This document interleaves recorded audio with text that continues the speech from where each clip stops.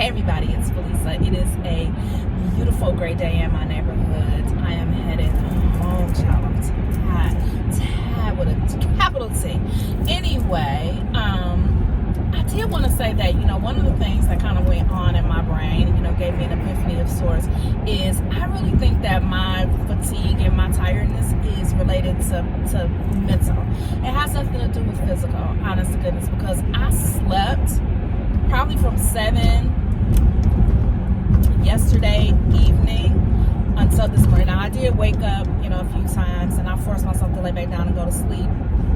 But yeah, I can't say that I did not get adequate rest yesterday. I need to look at my Fitbit tracker and see, how much time I spent each one of the phases of sleep, just to make sure that there's nothing weird going on. But I've had like my levels tested, my hormones, all that kind of stuff, and nothing. Like, I'm entirely healthy.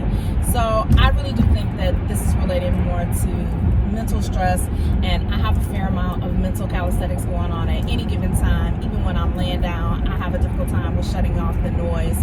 I did start meditation. I haven't meditated in about a week, so I do need to get back to that. But yeah, I was very excited that I kind of made that connection, because now I'm like, all right, now I need to put some additional safeguards and some parameters around this craziness that is my life. Anyway, this is a nice segue into what I wanted to talk about today. Anyway, and before I do that, let me give my disclaimer. These are my thoughts, my ideas, my rants, sometimes my observations. It may or may not resonate with you. If it does, then yay. If it does not, I hope that we can have some interaction and some dialogue. I really do like hearing the perspective of others when it differs from mine. All I ask is that you be respectful in my comments, child, because like I said before, 2020 is a no stress-free, negative-free zone. And if you bring in some craziness to my channel, yeah, I'm just not going to be able to can with that. So you guys know that I am a really big This Is Us fan. I got into the This Is Us craze late, but when I did, I was hooked for sure. And I do have to admit that I haven't watched it with the regularity that I usually watch it with this particular season, for a variety of reasons. Probably the biggest reason is that I just have no idea when anything comes on television. I'm really, really bad about that. I don't really watch a whole lot of TV. I probably have like a top list of 6 shows that I will watch at any given time. 2 of those shows probably have not been on the air since the 1960s or 70s. So I spent a fair amount of time watching reruns and old shows and crap from when I was a kid, because it brings me joy. Anyway, This Is Us is something that has made the cut, and because you have to come back week after week, blah blah blah blah blah, I forget. This is why Netflix has changed the game, because they front load all that crap. You can stay there all day if you want to and watch it, or you can come back when you get ready. It's there. I like that option. Other outlets should follow suit. Anyway, so back to This Is Us. My favorite couple on the show, hands down, is Randall and Beth, and I think that I am in the majority for that assessment. I love them, and of course, because y'all know that I am a big fan of black love, chocolate love, brown love, love. I love love, and I love their relationship, and I think that for the most part, it's rooted in reality and realism. Like, I can kind of see myself, in that play, that interaction, and even the times where they had some intense times of fellowship, which is what I like to call disagreements.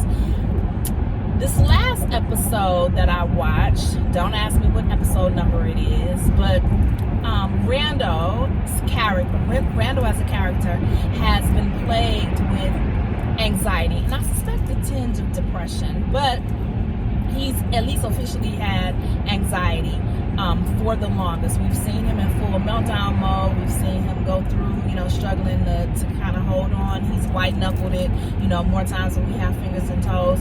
And, a lot of times his triggers or his stressors, are shown on screen as they kind of play out in his head, which, kind of takes him through this escalation of emotion that he experiences. This last time, though, we got kind of like a backwards glance showing that, there was a toddler, Randall, who was suffering from great times of intensity and anxiety, and then teenage Randall, or young adult Randall, when he was having these anxiety episodes in college, and how, his future wife, Beth, was really kind of this soft place to land, so to speak. So she got very skilled at being able to pinpoint and identify when he was escalating and trying to bring him down. But what was very interesting to me, though, was as plugged in as she was and as in love as she was, she recognized that she was limited in terms of her being able to walk him through the things that he was experiencing. And so back in college, she recommended to him that he start going to a grief counseling group, because he told her that these anxiety attacks started happening when his father died, but we saw that he was actually having them when he was a child.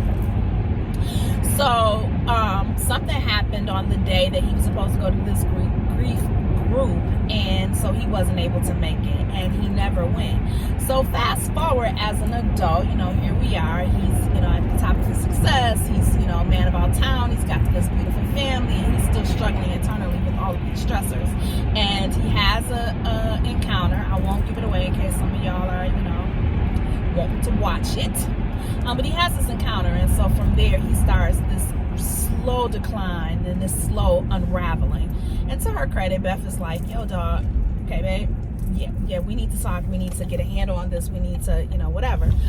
The beauty of this whole thing for me was there's another character on the show, another black man played by one Mr. Omar Epps. Shout out to him. And he recognizes these signs in his brother, in his, I can't really call them friends, his acquaintance. Like they know each other. Yeah, anyway. But so he comes to him, comes to his house. He's like, hey, can I talk to you for a minute? Randall's getting ready to go out for a run, and I won't, I can't really recall like all of the interaction, but the two things that stuck out to me was, Omar Epps' character's name is Daryl, I believe, and he said, for men, basically for men in our skin, or men our color, it's not really talked about to go to therapy. And so he begins to share his own experiences with going to therapy, and how it really helped him. Randall's response, and then he said, there are just certain things that you just won't tell your girl, or whatever. And so Randall's like, oh no, I tell Beth everything. That's my best friend, and I don't really need it, and running really helps me. To me, that was just like a typical response, because most men that I know don't voluntarily go to therapy. They don't work on those issues. They prefer to either bottle that up, or they expect that their wives or their girlfriends are going to be able to handle whatever it is that they're going through. Here's my position on that. I think that as a spouse or as a significant other, your support and your being a soft place to land for someone, and being open and receptive and giving them a safe space and all those kinds of things is wonderful. And yes, you should be doing it. But listen to me. Do not put your spouse or your significant other in a position where they now have to act as not just your lover, but as your therapist. That is not appropriate. It's just not. First of all, as your significant other, or as your lover, or as your wife, your husband, or whatever, we're biased. We love you. And it's a very difficult place to counsel someone just from a very neutral standpoint when you have feelings invested in them. This is why it does not work the way that you think that it should. And I'm not talking about a one-off, oh babe, I'm going through this, or what are your thoughts on that? I'm not talking about that. I'm talking about deep dive, peel back the layers of certain situations, certain things that maybe you encountered in childhood, or certain traumas, or certain stressors, or just certain inadequacies that you may be feeling, and you may be wanting to work through that. I know for a fact that there are a lot of men who just won't disclose that to their wives or to their significant others, no matter how much they encourage them to open up, because they have a fear of being viewed as being less than. I have a friend who always says that men have to audition for their manhood every day, that they have to audition for that. And while I don't necessarily agree to the extent that he stresses it, I can't take away from his experience as a man, because I've never been a man, won't be a man, and I'm not going to be a man. I have no plans on doing that. I really like my girl body. I intend to keep it. So I can't disqualify what he's saying on a daily basis.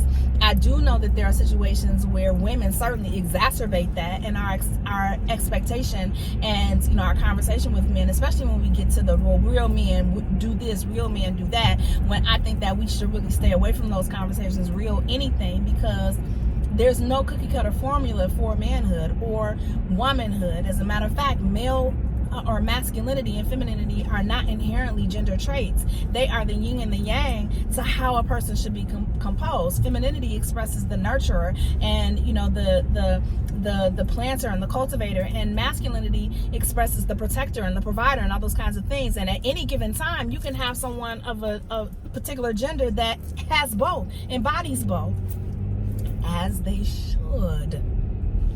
But going back to my original statement, so, you know, just in that one dialogue, I felt like that just really encapsulated the whole entire issue that we have with men actually seeking and deciding that they need to go for outside counsel and outside help. Because, you know, when I hear my friend's voice in my head tell me, oh, men have to audition for their manhood every day, to me, I feel like, you know, a lot of men think that there's an indictment on their manhood, or that they're unable to cope, or they're unable to deal with the stressors of being a man, and somehow the audition is not going as well as it could, and they are not going to be selected for the role it is that they want to play if they demonstrate any type of weakness, or if they demonstrate any type of inability to rise to whatever occasion or rise to whatever expectations that society has set for them.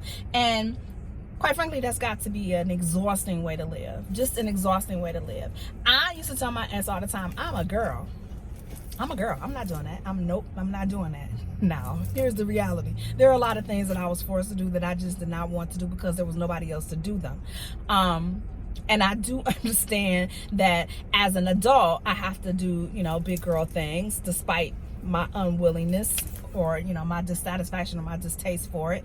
That goes without saying. But I understand, you know, my limitations, and I am very perturbed and very irritated when I have to go outside of that, because I don't feel comfortable as a woman doing certain things. Now, other women may, and I don't take anything away from them, and I don't try and define their way of being in our society. I think that it's very limiting when you try and do that. There are certain things that just from my life that just don't fit. But other women in their lives, I mean, if you ask me a question, I might give you an answer that's rooted in a lot of opinionism. But me, you know, dictating to another woman how she should perform and act, that's just a no-go. But I do know that there are a lot of men and women who have those predefined, preset notions and roles carved out for men. And it starts very young in childhood. And one of the things that I expressed to my friend when he would say this is, you know, yes, women exacerbate that, but we did not create that dynamic for you. Other men did. You know, it comes from your fathers and your uncles and your brothers and things like that, the standard of being a man. I was always told when I was raising my own sons that I was doing things that were contrary to manhood. You know, don't let him cry. Don't let them, you know, be in touch with their feelings like that. You know, they need to man up, suck it up, all this kind of stuff. You know, put them in sports, toughen them up. They got to do this. They got to be. That didn't come from me. That came from other men in my life, particularly as their uncles. And I'm like, all right, well, you know, you guys know best. But at some point, I just allowed my gut to take over, and I raised them in the way that I thought was best for human beings. Did I make some mistakes? Absolutely. I never once thought, you know, oh, I got this. I know how to create men. No, not at all. But even if you look at, you know, certain posts and certain social media statuses where men have dared to be vulnerable, other men come on those posts and clown them and tell them that there are all kinds of slurs that I'm not going to repeat, or all kinds of this or all kinds of that, for daring to be vulnerable and to daring to disclose their weaknesses.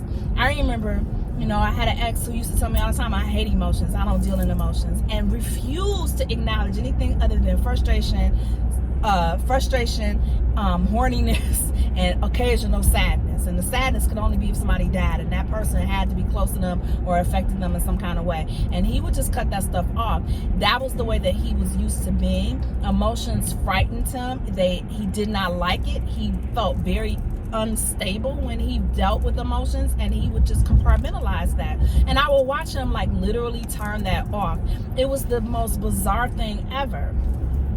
Did I try and give him a soft place to land? Absolutely. I did what I thought I could do in the context of what he was giving to me. But because he was so unemotional, it was very difficult for me to even read how to respond to that. And I don't think that he ever really understood how his limiting of his own emotions prevented me from being able to express mine.